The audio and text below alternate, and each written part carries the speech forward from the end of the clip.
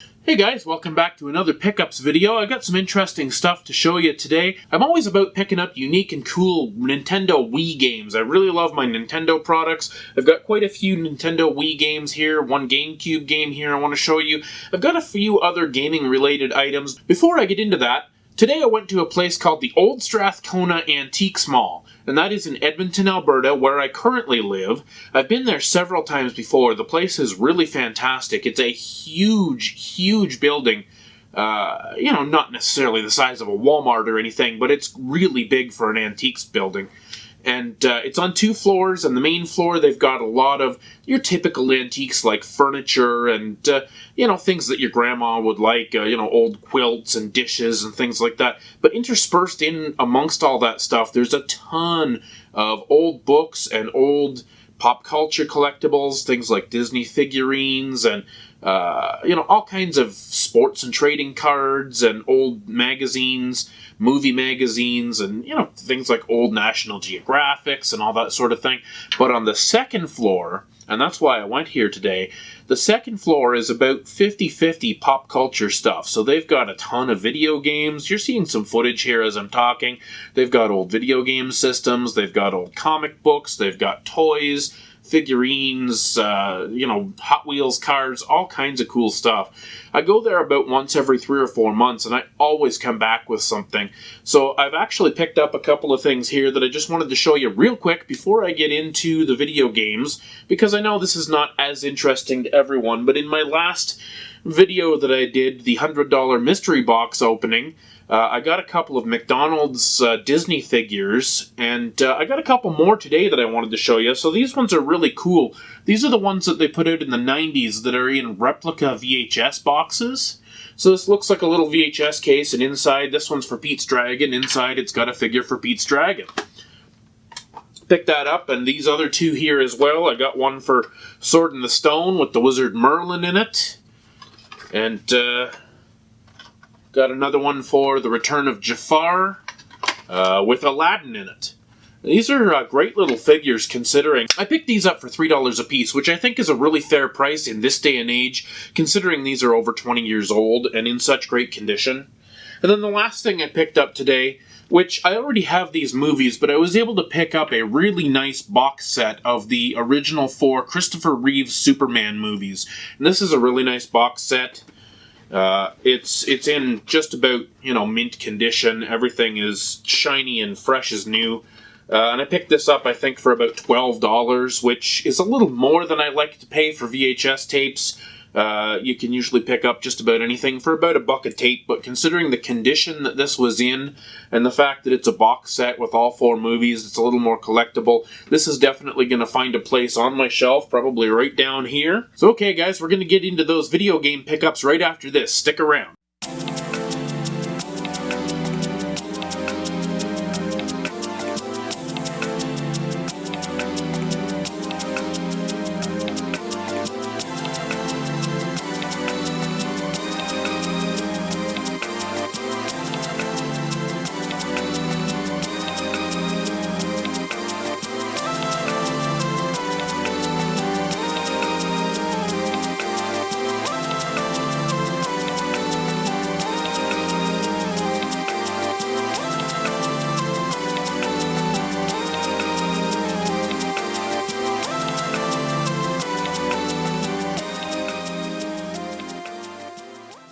Alright guys, I'm back. So for this part of the video, I'm going to break out my trusty Mario hack because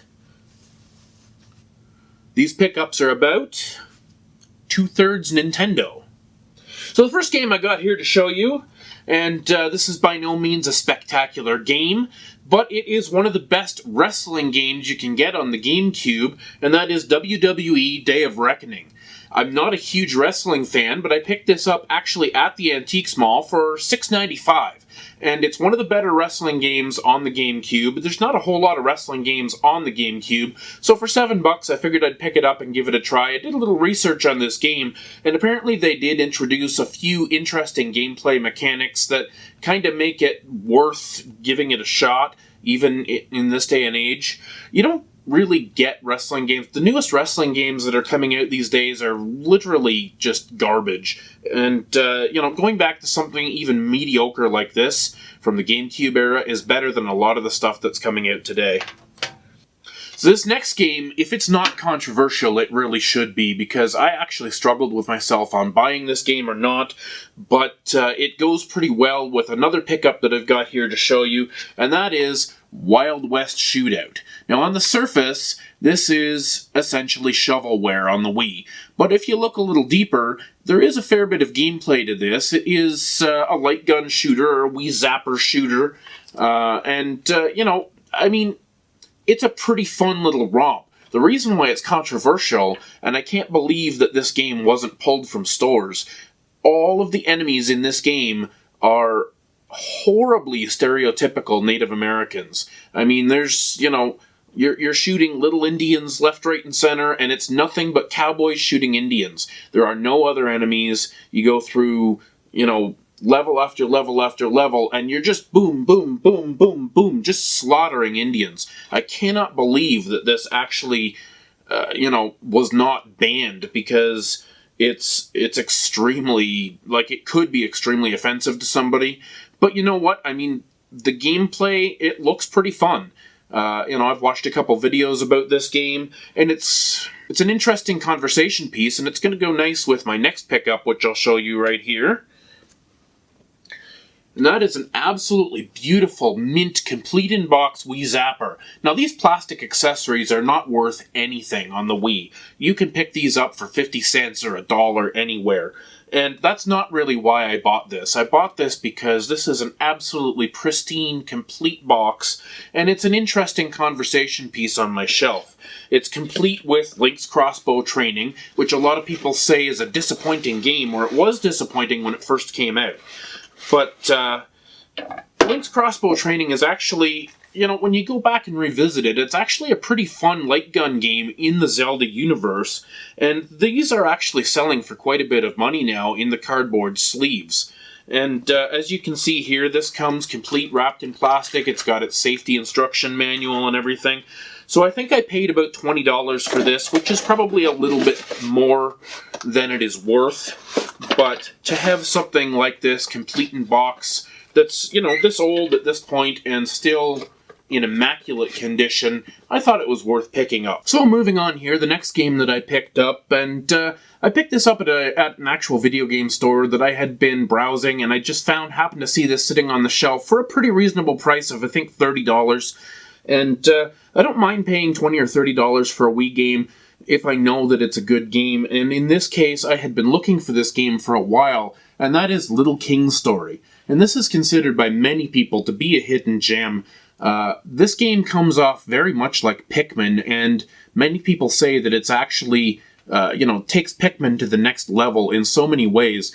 It's kind of the story of this little kid that finds a crown, and the crown gives him essentially mind control abilities. He's able to control all the little peasants and stuff like that in his community, and he uses the peasants to both in battle and to build his town and eventually take over neighboring kingdoms and all of that kind of thing. It's a very Pikmin-esque game, but it's also kind of dark in a way and a little bit disturbing, because you kind of feel like you're the bad guy, throughout the playthrough, because you're actually doing some kind of dastardly stuff in the game.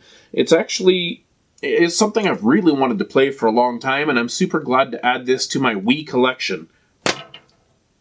Next game here, a little bit more of a heavy hitter than the last one, and a game that I've been searching for a while, and that is Klanoa on the Wii. Now, Klanoa started out on the PS1, and it was really highly regarded, but it was not a very successful game at the time, so Klanoa on the PS1 is actually a very expensive game now. And this one is a little bit more approachable on the Wii, but it still generally will run you $30 to $60 depending on where you find it. I managed to buy this from a collector friend of mine, the same guy that I've got a lot of games from. Super happy to add this to my collection, and really looking forward to playing this one, to be honest with you.